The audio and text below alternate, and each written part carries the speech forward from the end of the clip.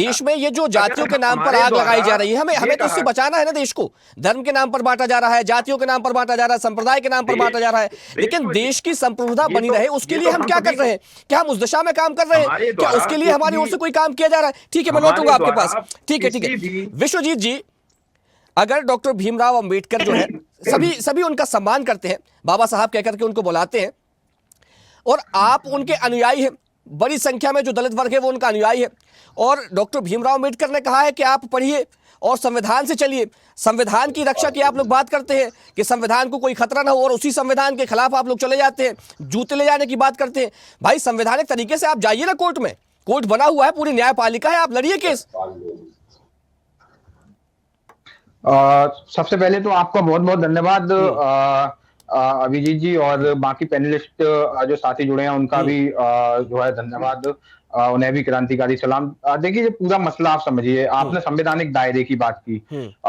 हम लोग, जो भी हमारी पूरी टीम है, वो संवैधानिक दायरे में ही माननीय मुख्य न्यायाधिपति महोदय मध्य प्रदेश से मिलने गए थे, और उनको एक ज्ञापन हमने दिया था, एक मेमोरेंडम दिया था, और उसमें हमने ये कहा था कि बाबा साहब की मूर्ति जो है देश में तमाम जगह लगी, देश के माननीय उच्चतम न्यायालय में लगी है, उसी तर्ज पर जो है ग्वालियर हाईकोर्ट में स्थापित होना चाहिए, जिसका उन्होंने संज्ञान लिया और जिस पर जो है मूर्ति लगाने का आदेश दिया।